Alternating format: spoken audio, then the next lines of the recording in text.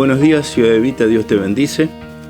Hoy, domingo 13 de febrero del 2022, estamos en tu casa, gracias por recibirnos. Deseamos que estés disfrutando este tiempo de verano, la paz que el Señor nos da, las libertades que tenemos, con algunas limitaciones, por cierto, y también orando por situaciones que suceden en el mundo y en nuestro alrededor. Ciudad Evita, Dios te bendice. Bienvenidos. Y como en domingos anteriores, estoy comenzando estos videos con una pequeña recomendación de prevención. Suceden en nuestro hogar, en las casas, en las industrias, en las calles, diferentes tipos de accidentes y muchos de ellos los podemos evitar. En este momento quiero referirme a los accidentes eléctricos.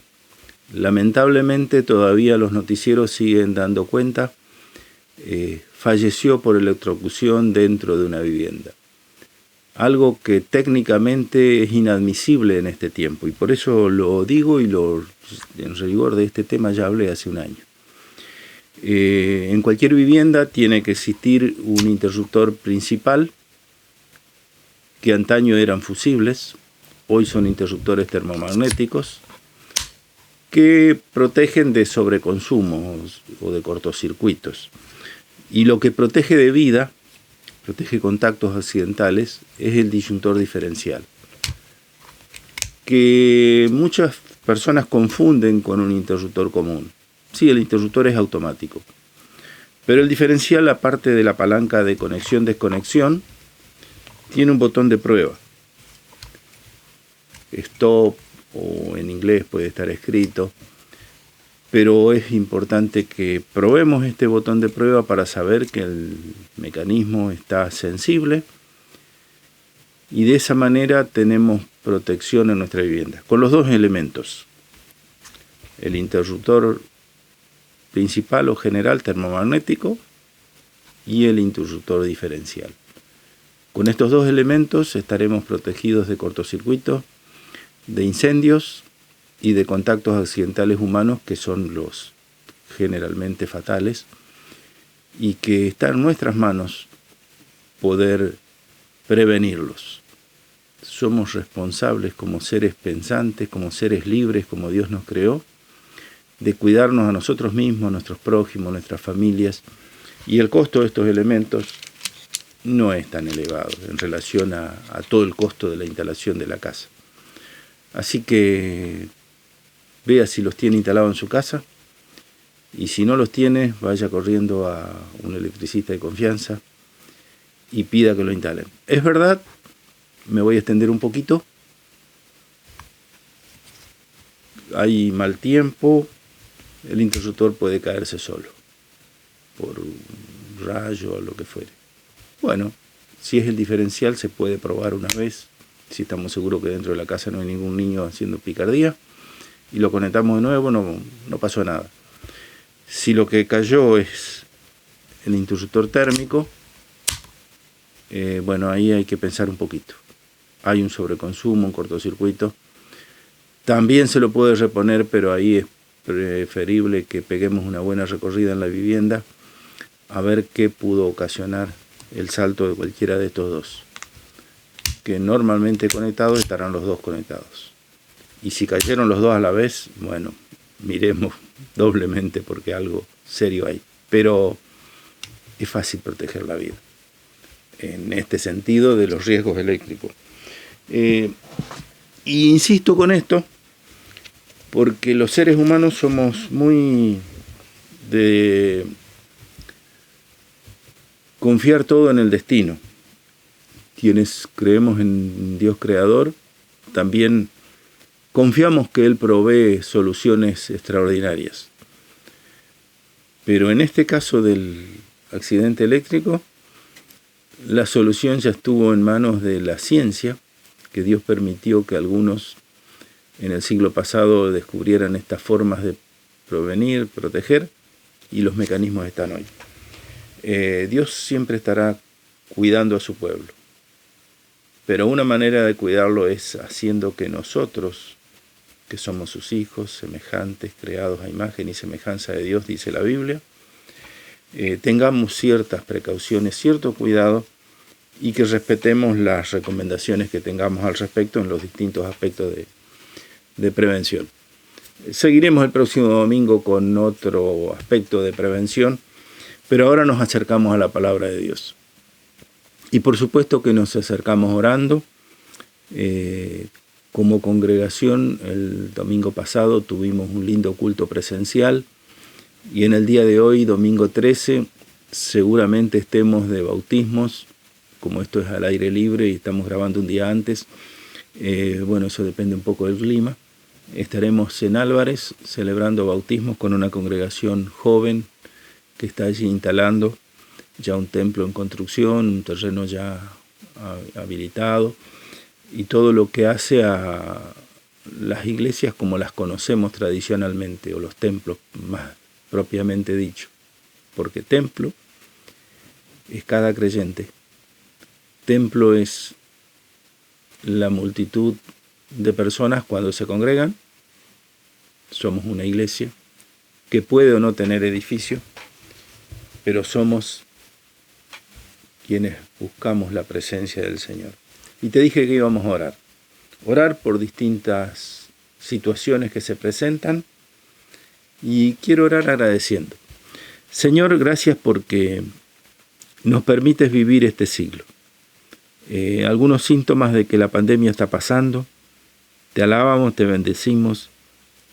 Gracias por tantos médicos, tantos enfermeros, enfermeras que se han esforzado y, Señor, ha sido un tiempo difícil. También los gobernantes, la economía en general, la industria, ha sufrido y seguirá sufriendo alguna escasez. Ten misericordia. Permite, Señor, que el trabajo de nuestras manos, de nuestras mentes, sea productivo, encuentre su aplicación, su buena paga, para que podamos honrar tu nombre y vivir con armonía, con felicidad. En el nombre de Jesús oramos. Amén. ¿Te habrás hecho la pregunta alguna vez si es fácil ser cristiano? Nos la pueden hacer y te diría que tiene multitud de respuestas. En un sentido es fácil, porque es confiar en que Cristo nos da su nombre, Cristo nos da su perdón, Cristo nos da entrada a la iglesia y en todo caso en la eternidad al cielo. Pero también la parte difícil es decidir. Decido personalmente seguir a Cristo, pedirle que entre a mi vida, pertenecer a su pueblo. Y eso es una decisión que también implicará tener una conducta conforme a lo que Cristo fue. La Biblia nos dice que debemos ser imitadores, lo escribía el apóstol Pablo, sean imitadores de mí como yo de Cristo. O sea, somos imitadores de Cristo, somos sus seguidores. Tanto que en el primer siglo también se llamó cristitos a los primeros creyentes, porque era como que reflejaban el mensaje de Jesús resucitado.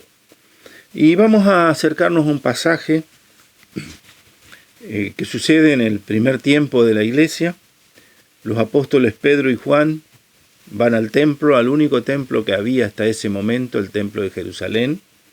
En rigor el culto que allí celebraban era el culto judío, el culto hebreo, pero ellos siguieron participando porque venían de ese conocimiento de Dios creador.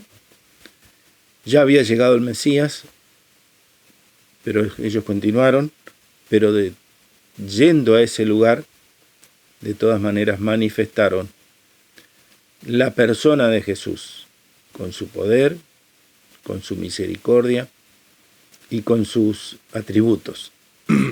El relato, antes de lo que vamos a leer, resulta que a las 3 de la tarde van los apóstoles y había un mendigo en la puerta, porque le estaba prohibido entrar al templo a estas personas lisiadas, paralítico, Y este paralítico parece que, como esperaba de todo el mundo, alguna limosna, dice que los miró fijamente como esperando una moneda, y uno de los apóstoles le dijo: no tengo plata ni oro, pero lo que tengo te lo doy en el nombre de Jesús de Nazaret, levántate y anda. Y efectivamente este paralítico comenzó a caminar, comenzó a regocijarse porque evidentemente era adulto, y dice la palabra que entró con ellos al templo, lo cual nunca antes lo había podido hacer, alabando y bendiciendo el nombre de Jesús.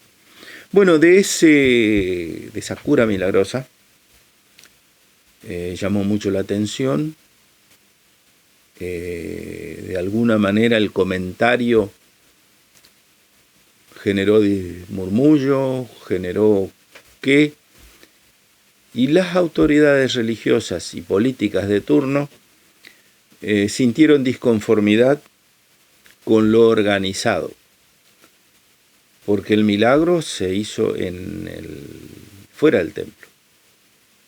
No era precisamente una actividad cultica. Y además les traía algunas confrontaciones. Todavía estaba en la mente de los concurrentes allí que Jesús había sido sentenciado a muerte en la cruz. Y entonces le preguntan un poco al que había sido curado, y él dice: eso, sé que me curaron. Y le preguntan ya en forma de concilio, los llaman a Pedro y Juan a dar cuenta de qué había sucedido. Entonces leamos Libro de Hechos de los Apóstoles, capítulo 4, versos 8 al 19. ¿Con qué poder o en nombre de quién hicieron esto? Pedro, lleno del Espíritu Santo, les respondió: gobernantes del pueblo y ancianos, hoy se nos procesa por haber favorecido a un inválido, y se nos pregunta cómo fue sanado. Sepan pues todos ustedes y el pueblo de Israel, que este hombre está aquí delante de ustedes sanos gracias al nombre de Jesucristo, de Nazaret, crucificado por ustedes pero resucitado por Dios. Jesucristo es la piedra que desecharon ustedes los constructores, y que ha llegado a ser la piedra angular. De hecho, en ningún otro hay salvación, porque no hay bajo el cielo otro nombre dado a los hombres mediante el cual podamos ser salvos. Los gobernantes, al ver la osadía con que hablaban Pedro y Juan, y al darse cuenta de que eran gente sin estudios ni preparación, quedaron asombrados y reconocieron que habían estado con Jesús. Además, como vieron que lo acompañaba el hombre que había sido sanado, no tenían nada que alegar. Así que les mandaron que se retiraran del consejo y se pusieron a deliberar entre sí. ¿Qué vamos a hacer con estos sujetos? Es un hecho que por medio de ellos ha ocurrido un milagro evidente. Todos los que viven en Jerusalén lo saben y no podemos negarlo. Pero para evitar que este asunto siga divulgándose entre la gente, vamos a amenazarlos para que no vuelvan a hablar de este nombre a nadie más. Los llamaron y les ordenaron terminantemente que dejaran de hablar y enseñar acerca del nombre de Jesús. Pero Pedro y Juan replicaron: ¿es justo delante de Dios obedecerlo a ustedes y obedecerle solo a Dios? La última pregunta la dejamos para la deliberación. En nuestros días ha habido muchas deliberaciones en cuanto a autoridades terrenales, autoridades divinas y limitaciones de distintas actividades. No quiero entrar en ese terreno, es muy difícil, pero quiero enfatizar lo que nos dice el verso 12. De hecho, en ningún otro hay salvación, porque no hay bajo el cielo otro nombre dado a los hombres mediante el cual podamos ser salvos, el nombre de Jesús. Los dos apóstoles estaban en una situación de apriete, porque estaban declarando ante el concilio que les había llamado a dar cuenta de su fe. Y ellos aprovecharon la oportunidad de dar testimonio completo en quién habían creído y en quién había esperanza eterna. Tenemos un dicho que contra los hechos no valen los argumentos. Y justamente los políticos de turno, los religiosos también, que no querían cambiar su forma de ser, su autoridad, no querían que sea cuestionada, estaban siendo interpelados por un milagro evidente. Porque en el nombre de Jesús hay poder. Y cuando está el Espíritu Santo obrando, suceden cosas extraordinarias. Las soluciones humanas no han podido acallar el poder del Evangelio. Han pasado 20 siglos, 2000 años, desde aquel suceso. Distintas religiones, distintas autoridades terrenales, me estoy refiriendo, no quiero confundir. Yo también soy religioso, pero trato de seguir a Jesús fielmente como nos enseña la palabra, y así hay muchos también. Pero como estamos en esta humanidad que más de una vez se confunde, ha sucedido a lo largo de siglos que la autoridad humana o la autoridad religiosa de turno en distintos siglos, alguna vez prohibieron leer la Biblia, alguna vez consideraron brujas y herejes a ciertas mujeres, estoy hablando siglo XV o algo parecido, han condenado a la hoguera a traductores de la Biblia. Ha habido soluciones humanas para terminar con el Evangelio. Es más, el comunismo de 100 años atrás decía que no existía Dios. Y entonces la única solución para la humanidad era la cuestión humana. La Rusia, ya que se estuvo visitando en estos días desde nuestro presidente, que era atea y comunista, cuando se le cayó el tener todos sus países satélites bajo la misma regla de funcionamiento del comunismo, llegaron a expresar ellos mismos: nos olvidamos de Dios, por eso nos va mal como nación, como una gran nación que eran, y al punto que se le fueron varios países que se independizaron, etcétera. No quiero entrar en el terreno de las cuestiones sociopolíticas, simplemente decir que las soluciones humanas que han tratado de acallar a Dios no han podido. Todavía quedan algunos imperios donde no se puede hablar del Dios verdadero, y hay otros imperios donde se habla del Dios bajo la lupa del culto de turno. Bueno, Jesús trasciende todas esas fronteras. Y Jesús nos desafía a creer en Él